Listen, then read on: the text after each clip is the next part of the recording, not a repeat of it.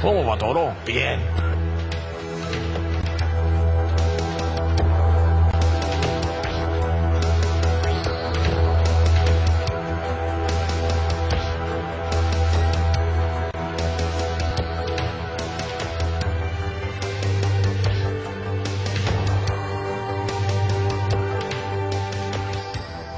Desde la década de 1950, los adventistas del séptimo día han llegado a ser uno de los pueblos más estudiados del mundo. Más de 140 artículos científicos han sido publicados, estudiando a decenas de miles de adventistas.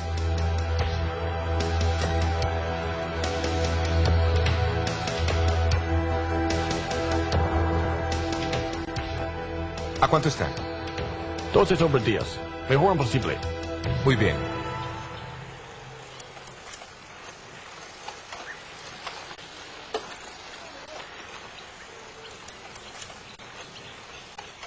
¿Y a qué se debe toda esta atención?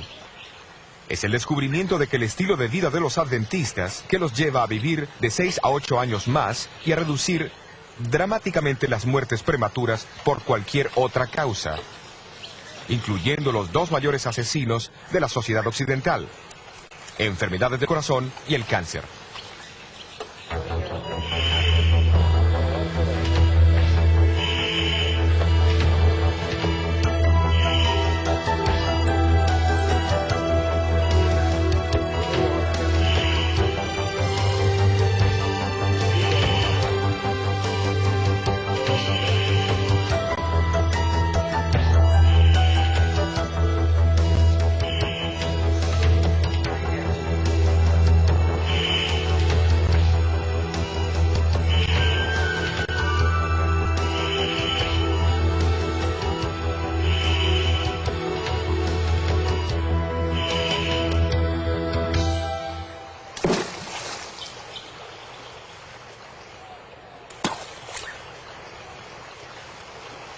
¿Cuál es la forma mágica?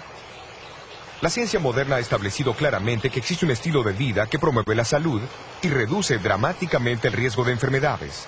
Incluye una dieta variada de frutas, granos enteros, nueces y vegetales, y evitar la carne y productos que contengan grasa animal.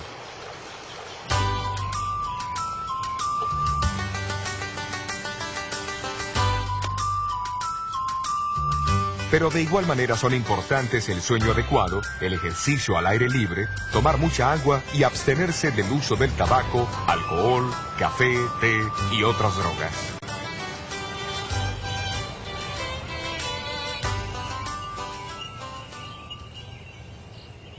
Pero ¿cómo pudo ser que un grupo tan pequeño y relativamente desconocido llegase a adoptar principios tan avanzados más de 120 años atrás? Después de todo, hasta la mitad del siglo XIX, nadie entendía la causa de la enfermedad. La prueba para la teoría del germen todavía estaba en el futuro. No existían rayos X, aspirina, antibióticos o antiasmáticos.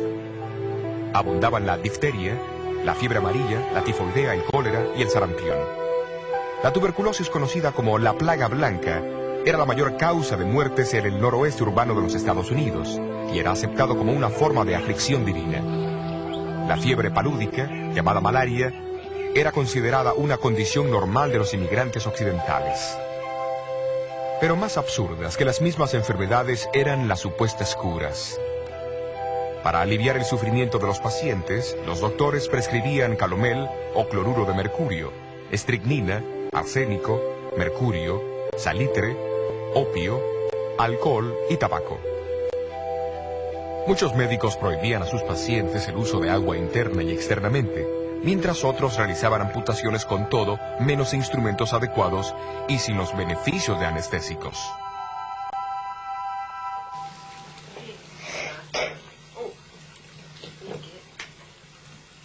El aire nocturno era considerado peligroso. Cerraban herméticamente las ventanas y las puertas por miedo a engriparse. Las persianas permanecían siempre cerradas para evitar el descolorido de los muebles, mientras que los ciudadanos urbanos no practicaban ejercicios ni se bañaban.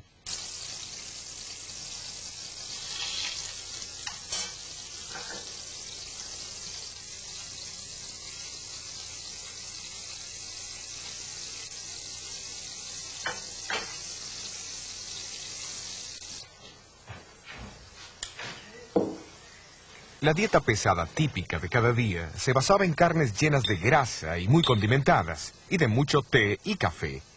La mayoría comía en grandes cantidades a cualquier hora del día o de la noche.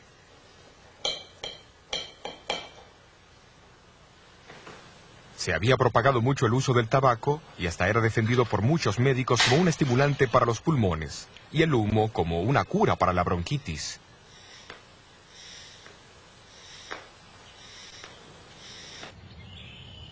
Casi nadie veía la relación entre la dieta y las enfermedades prevalecientes. El misionero pionero adventista J.N. Andrews expresó la creencia casi universal y citó sus palabras de que las enfermedades estaban, en la mayoría de los casos, fuera de nuestro control y que eran ordenadas por la mano de Dios. Digo casi nadie porque en medio de esta confusión médica, unas pocas voces llamaban por una reforma. Hombres como Silverio Graham, que llegó a ser el líder del movimiento americano pro salud de los 1830. Él llamaba a regresar a la naturaleza y a los métodos naturales de curación y recomendaba una dieta simple, incluyendo el vegetarianismo y especialmente productos de trigo integral.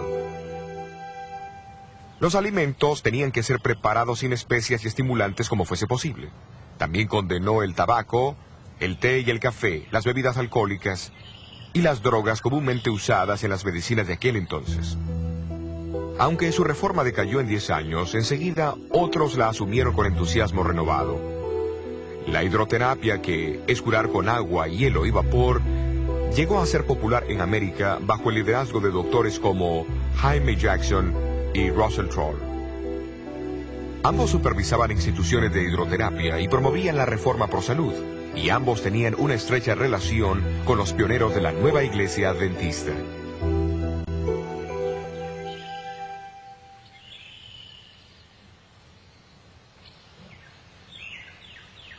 En 1858, aquí en el estado de Nueva York, el doctor Jaime Jackson estableció su casa en la ladera, al norte del pueblo de Dansville. Era la institución de hidroterapia de más éxito. Jackson publicó un periódico mensual, Leyes de la Vida, donde resaltaba sus puntos de vista. Estrictamente opuesto a las drogas prescritas por sus compañeros, trataba a sus pacientes con métodos y remedios naturales. Enfatizaba especialmente la idea de la obediencia a las leyes naturales, enseñando que obedecer a la naturaleza es vivir. Creía que el maltrato del cuerpo también afectaba las capacidades morales del hombre, debilitando así su carácter. Entre los 1840 y 50 hubieron movimientos de reforma pro salud, pero al mismo tiempo existía gran ignorancia y descuido con respecto a la salud y la higiene entre la población de América. Fue en ese tiempo que Dios decidió alertar a los adventistas, guardadores del sábado, de su preocupación por la salud y la felicidad de todos. Como en los tiempos bíblicos, Él usó el don de profecía. Entre los años 1844 a 1848, Elena White recibió muchas visiones, pero ninguna trataba los principios de salud. En el otoño de 1848, se le fue mostrado que no solo el tabaco era perjudicial para la salud, sino que también lo eran el té y el café. Mucho antes que la ciencia descubriese la relación entre el tabaco y las enfermedades fatales y mostrase los peligros del excesivo consumo de café, muchos miembros de la iglesia comenzaron a alterar su estilo de vida en respuesta al llamado de Elena.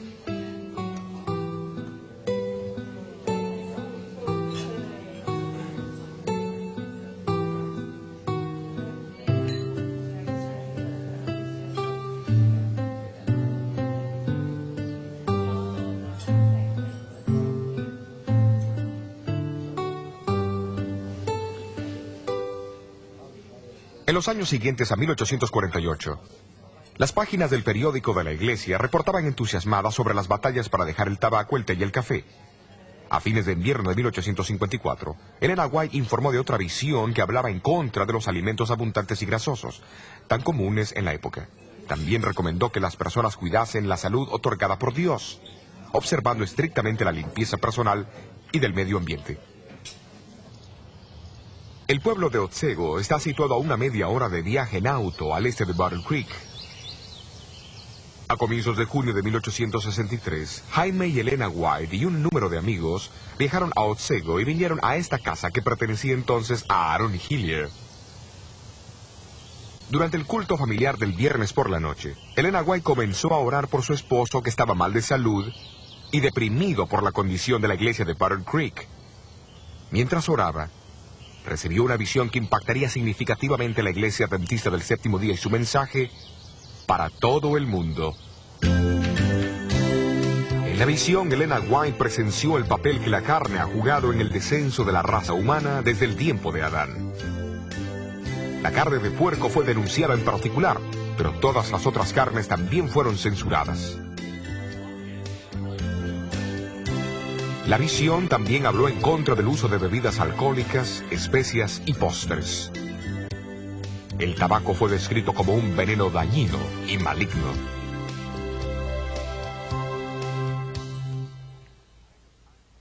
Recuerden que esto ocurrió unos 100 años antes del famoso informe del cirujano general de los Estados Unidos, El fumar y la salud.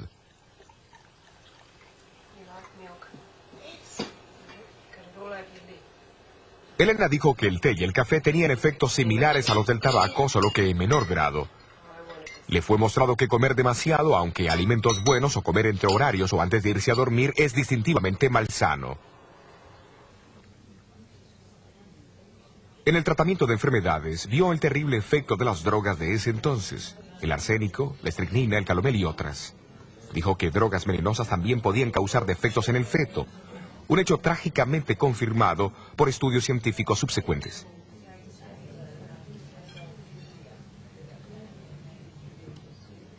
La eliminación de estos alimentos y prácticas hubiera ayudado a cualquiera a vivir mejor. Sin embargo, la visión no solamente corrigió errores, sino que también dio consejos en el lado positivo.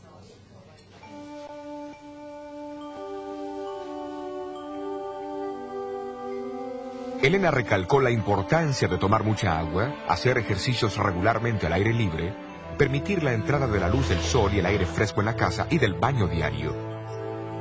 Hoy día todo esto es común, pero era un mensaje muy raro para muchos en los 1860.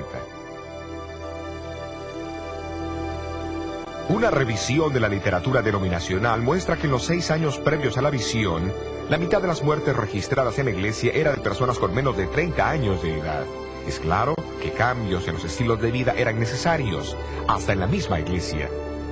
Hasta donde a Elena le concernía, ella más tarde escribió: Me sorprendí de las cosas que se mostraban en la visión.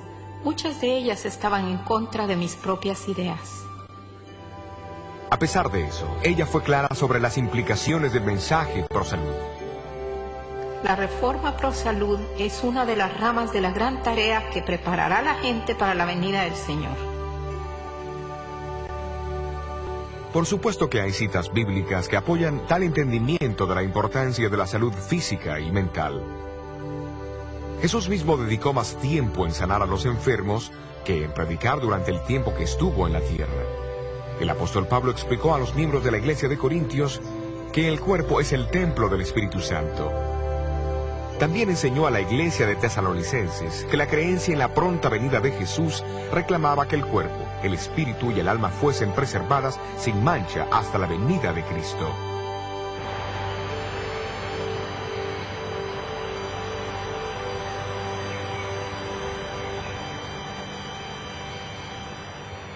No es difícil ver que los conceptos de Elena White apenas servían para magnificar los puntos bíblicos de que cada persona tiene que rendir cuentas a Dios por la preservación de la salud. Pero ¿cuánto tiempo dependió ella de sus contemporáneos para obtener información? Elena White declaró que no leía ninguna literatura sobre salud, ni sabía de la revista del Dr. Jackson Las leyes de la vida antes de la visión. Por su itinerario ocupado, no pudo publicar la publicación hasta 1864. No fue hasta después de esto que leyó algunos de los libros y revistas populares sobre salud, de los cuales dijo: Me sorprendí al ver que están en armonía con lo que el Señor me ha revelado. Cuidadosamente seleccionó extractos de estas revistas, que fuesen consistentes con lo que había visto en visión, y los incluyó en sus publicaciones sobre salud en 1865.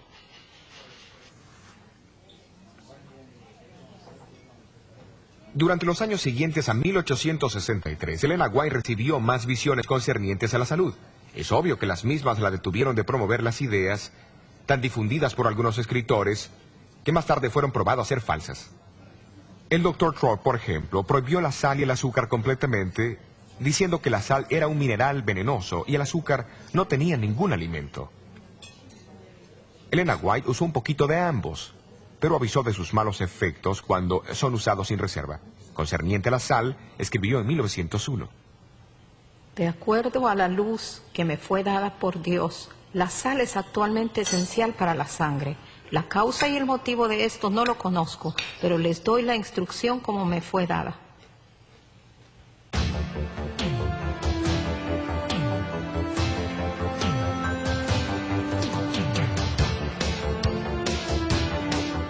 Mucho antes que los efectos del colesterol fuesen conocidos, ella escribió que el aceite de oliva era mucho más preferible que la grasa o el aceite animal.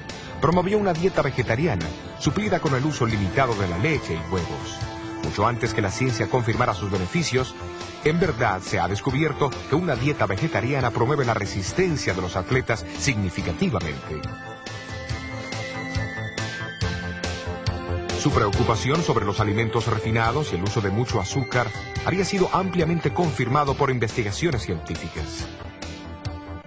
¿Y qué sobre los beneficios de caminar o practicar ejercicio al aire libre? Del agua, de la luz del sol, de la recreación y el descanso adecuado que ella tan firmemente defendió. ¿Quién los negaría hoy? Tengo problema para entender a la gente agresiva. Se relaciona. Pero en los días de Elena, sus mensajes encontraron oposición. Contraria a la opinión médica de su tiempo, promovió la importancia de la función de la mente en el proceso de curación. Hoy, la ciencia psicosomática reconoce el papel vital que la mente juega al vencer la enfermedad. Así que realmente no quiere enfrentar el trabajo o los problemas que tenga.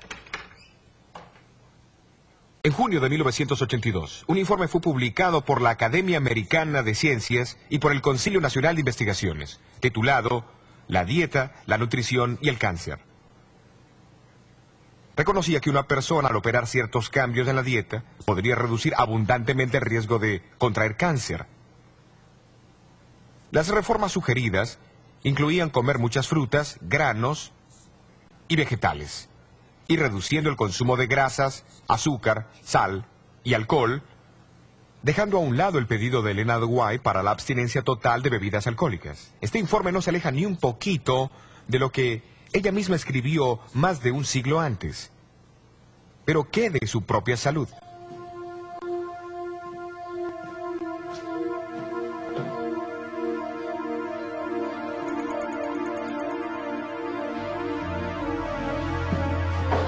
La visión de julio de 1863 fue dada a Elena cuando estaba muy débil, enfermiza, propensa a frecuentes mareos y desmayos. Sufrió del corazón toda su vida y sufrió de parálisis 5 veces antes de 1870. Se describió a sí misma como una gran consumidora de carne y que el pan especialmente era desabrido para ella. Pero aceptó la instrucción recibida y después de 1863 cambió su dieta y estilo de vida radicalmente. Como resultado, sus constantes mareos y desmayos la dejaron permanentemente y su salud comenzó a mejorar.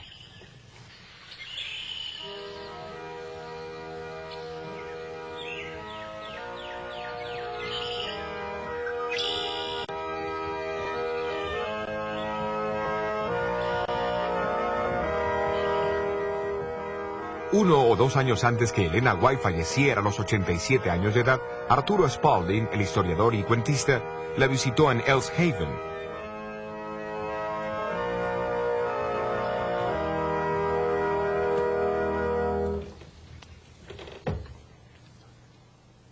Después del culto familiar en la sala, ella salió hacia la antesala y con paso ligero y enérgico alcanzó las escaleras. Arturo Spalding ofreció ayudarla, pero ella respondió: Oh, no, gracias. Soy muy capaz de subir las escaleras por mí misma. Estoy tan activa como cuando era niña. ¿Como cuando era niña? No debiera decirlo. Cuando era niña estaba enferma y débil y con mala salud. Pero ahora el Señor me ha sanado y fortalecido y me siento mejor, mucho mejor que cuando era niña. Casi al final de su carrera, el Dr. Clyde McKay, profesor de nutrición en la Universidad de Cornell en Nueva York, fue introducido a los escritos sobre alimentación y nutrición de Elena White. Se impresionó profundamente y se quedó particularmente intrigado por saber las fuentes de esa información. Preguntó cómo una mujer con casi ninguna educación podía dar consejos de salud tan avanzados para su tiempo. Rechazó la idea de que los había copiado de sus contemporáneos. Después de todo, ¿cómo hubiese sabido cuáles ideas usar y cuáles rechazar de entre la perpleja colección de teorías y consejos sobre salud del siglo XIX? Muchos de los cuales fueron bastante irracionales y han sido descartados desde entonces. Él creyó que Elena tendría que ser una mujer sorprendente, con conocimientos avanzados a su tiempo, para hacer esto con éxito. Después de leer extensamente los escritos sobre salud del Dr. McKay, comenzó a dar conferencias con los conceptos de Elena White a varias sociedades profesionales. Estoy impresionado con la exactitud de sus enseñanzas a la luz de la ciencia de nutrición moderna. A pesar del hecho que sus obras fueron escritas mucho antes de la llegada de la nutrición científica moderna, no existe ninguna guía mejor disponible hoy. En 1865, la Iglesia Adventista había alcanzado una membresía de unos 4,000. Aunque poseía poca riqueza, había sido recordada en la visión de 1863, que la misma tenía una obra sagrada de alertar a otros sobre salud. Pero ¿cómo la Iglesia alcanzaría este blanco?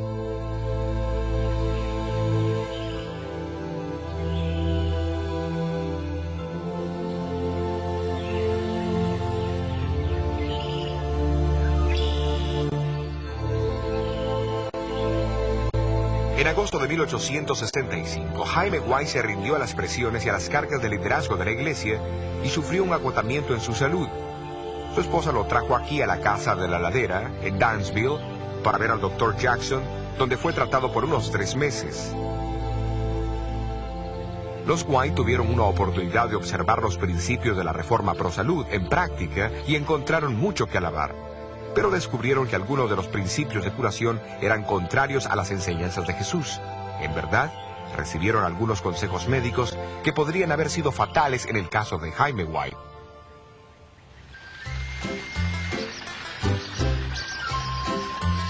En diciembre, Elena decidió retirar a su esposo de la institución de Dansville y viajaron a Rochester, en el oeste del estado de Nueva York. Muchas oraciones fueron elevadas allí por la salud de Jaime White, y en la Navidad de 1865, Dios respondió al darles un extraordinario regalo de Navidad. Elena White recibió una visión, donde le fue mostrado que la Iglesia debería comenzar con su propia institución de salud, para aquellos que deseaban aprender cómo cuidarse para prevenir enfermedades.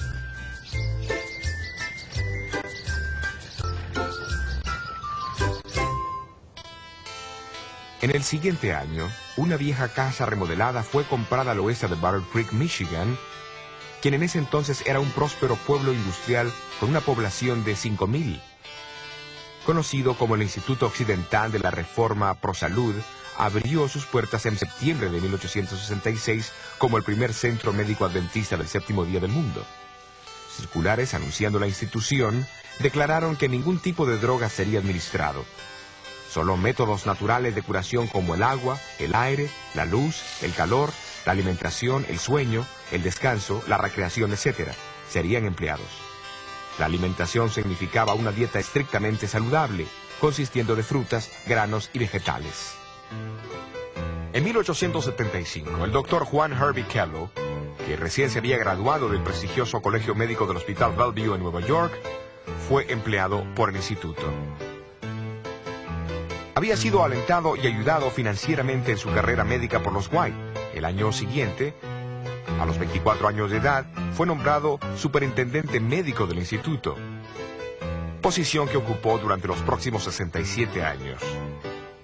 En 1877, el instituto vino a ser el sanatorio médico quirúrgico de Battle Creek. Fue en el mismo año que Louis Pasteur presentó su teoría del germen a la Academia Francesa de Ciencias. El prestigio de la medicina estaba a punto de experimentar un cambio, y el Dr. Kellogg jugaría un papel importante. Cuando la reputación del sanatorio se expandió, se agrandaron considerablemente los edificios, y para 1885 era la institución de ese tipo más grande del mundo. A fines de los 1890, el personal contaba con casi 1000. Kellogg llegó a ser muy conocido como administrador, doctor, cirujano, autor, conferenciante, inventor y fabricante de alimentos. Porque leía mucho y viajaba a Europa para estudiar con los doctores sobresalientes de allí, estaba al tanto de todos los últimos adelantos en el conocimiento médico.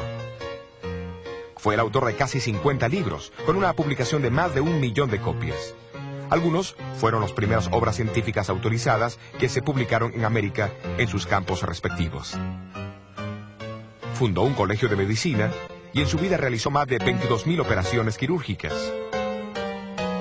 La última cuando tenía 88 años de edad.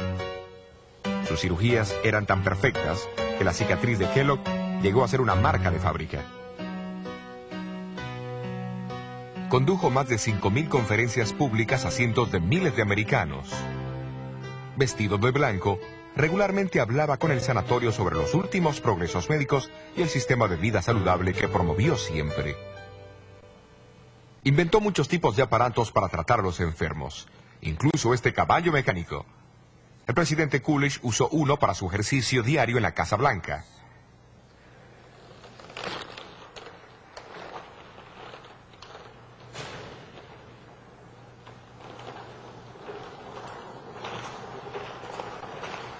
Algunos de sus inventos todavía están en uso alrededor del mundo hoy día. ¡Vamos, chico!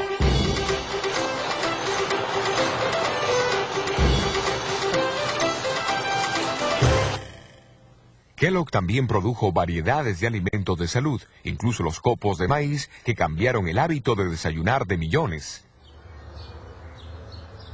Después del desastroso incendio que destruyó el sanatorio en 1902, Kellogg determinó reconstruirlo más grande y mejor, aunque esto era contrario a la advertencia de Elena White y otros líderes de la iglesia.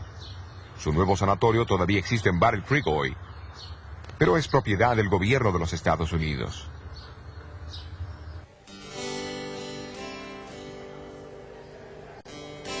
Su pórtico y entrada impresionantes acogieron a muchos que vinieron a Kellogg para tratarse y aprender sus consejos sobre salud.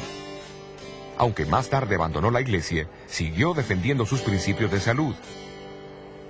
Famosos que lo visitaron durante sus más de 60 años de superintendencia incluyeron el industrial y financista Juan D. Rockefeller Jr., el autor Jorge Bernardo Shaw, el inventor Thomas Edison, el escritor soviético León Tolstoy, el explorador de las regiones polares Raúl Amundsen, la primera mujer en viajar sola a través del Atlántico, Amelia Earhart, y el presidente Guillermo Howard Taft, que está registrado como el paciente número 100.000. En 1891, le preguntaron a Kellogg cómo el sanatorio de Battle Creek era capaz de estar 5 años adelantado al resto de la profesión médica. Kellogg respondió que si algo nuevo aparecía, instantáneamente lo adoptaba si concordaba con la filosofía y los principios de salud promovidos por Elena White.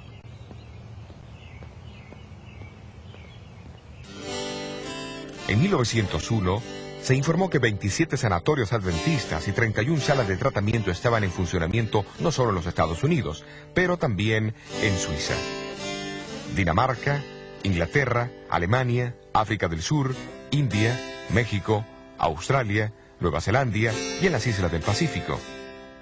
Elena White vivió en Australia desde 1891 a 1900. Durante su estadía fomentó el establecimiento de salas de tratamiento que fueron operadas inicialmente en Ashfield, en los suburbios de Sydney, por 2 enfermeras que se habían entrenado en Battle Creek. Más tarde, el lugar se cambió para Summerhill, donde llegó a ser un sanatorio médico y quirúrgico.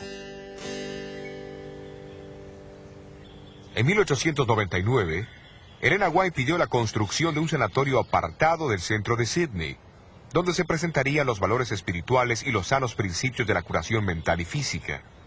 Más tarde ese año, Elena estaba en el grupo que viajó desde la estación de Thornley, un suburbio del norte, por las vías alrededor de la roca Cabeza de Perro, para inspeccionar una propiedad de 75 acres, que era la mejor tierra en el área de Sydney.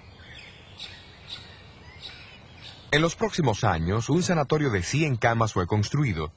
Fue oficialmente inaugurado el 1 de enero de 1903. Siendo reemplazado en 1973 por este moderno edificio de 304 camas, el Hospital Adventista de Seine está cometido a los principios de excelencia clínica unidos por un ministerio de curación cristiano.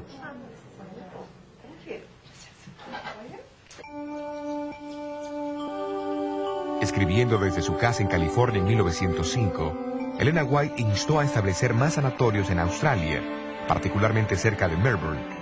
En Warburton, como a 1 hora en auto al este de Melbourne, un pequeño sanatorio fue inaugurado en 1910. El mismo también llegó a ser una institución cristiana bien operada, que provee cuidado intenso, como también un firme programa de cuidado de la salud que enfatiza la prevención y la rehabilitación.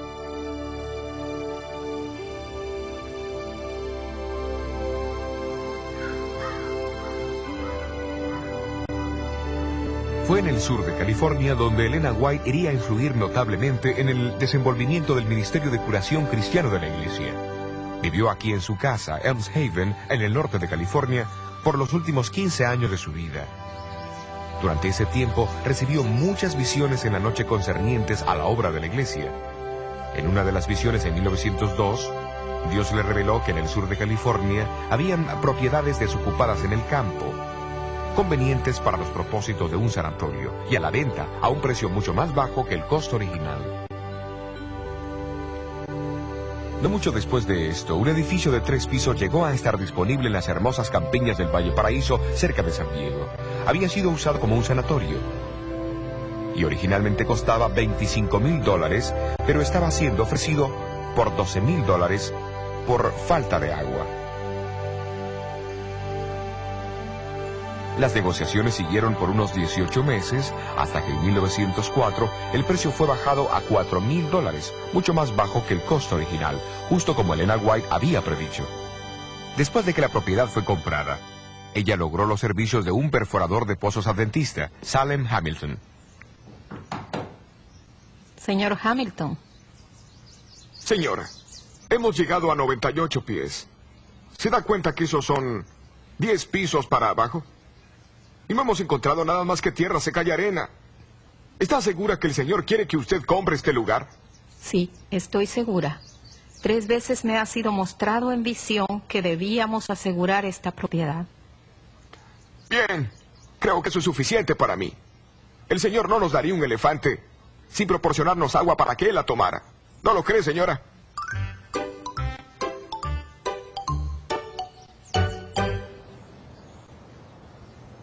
Salem Hamilton volvió a perforar y en el transcurso de 1 hora escuchó el ruido de un río subterráneo. Luego el agua comenzó a brotar y en esa noche creció a 18 pies, casi a unos 6 metros. El abastecimiento de agua del sanatorio estaba asegurado. Operado por la Iglesia Adventista del Séptimo Día, el Hospital del Valle Paraíso continúa ofreciendo su ministerio de curación a la comunidad vecina.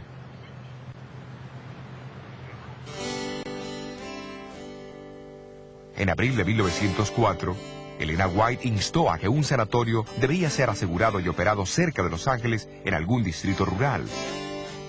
En Glendale, un suburbio de Los Ángeles, un edificio de 3 pisos sobre 5 acres de tierra, representando una inversión inicial de $50,000, fue ofrecida a la iglesia por $26,000. En 1904 fue comprada por $12,000, mucho más bajo que el precio original. Después de la compra, Elena White desafió a los gerentes con estas palabras: La curación espiritual y la física debe ser dada a los que vienen para curarse. Palabras que todavía motivan la operación del hospital el día de hoy.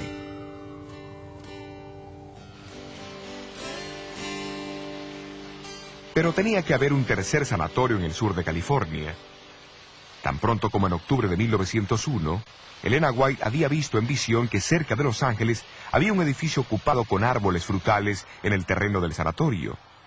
Esta visión fue tan real para ella que le parecía estar caminando por el terreno, conversando con los pacientes y hasta viviendo allí. Ni el Valle Paraíso ni Glendale reunían esta descripción. En 1904, 76 acres de propiedad a la venta fueron descubiertos cerca de Redlands. Fue llamada Loma Linda e incluía enormes jardines y huertos, hermosos parques, muchos árboles de sombra, caminos para carretas y veredas de cemento. Entre los edificios de la cumbre de la Loma Linda, había un hotel de 4 pisos con 64 cuartos, iluminado con electricidad, con calefacción a vapor y con abundancia de agua fresca. El costo original era de $150,000. El precio de la compra final fue $38,900, mucho más bajo que el precio original. El 12 de julio de 1905, Elena White llegó a Loma Linda por primera vez. Mientras iba viendo los edificios y el terreno, repetidamente dijo que reconocía todo como el lugar que había visto en visión 4 años antes. La garantía de este sanatorio, completamente equipado y amueblado, es una de las más hermosas providencias que el Señor nos ha brindado. Loma Linda llegará a ser un importante centro educativo. Una escuela será establecida aquí para entrenar evangelistas en la verdadera medicina. Tendrá que ser de la más alta categoría.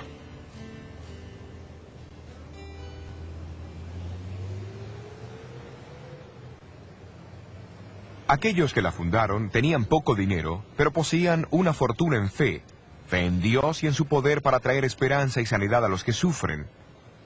Hoy la Universidad de Loma Linda opera como una de las más grandes escuelas de medicina en el oeste de los Estados Unidos y se encuentra al frente en el conocimiento e investigación de la medicina. Este acelerador de protones es el primero del mundo en su clase.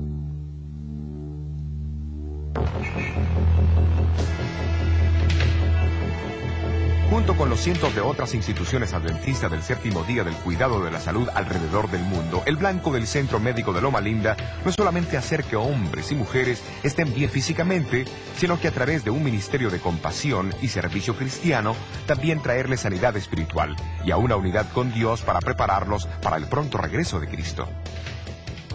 Tal blanco refleja el propósito predominante del programa adventista para el cuidado de la salud, como le fue revelado a la Iglesia a través del don profético otorgado a Elena White.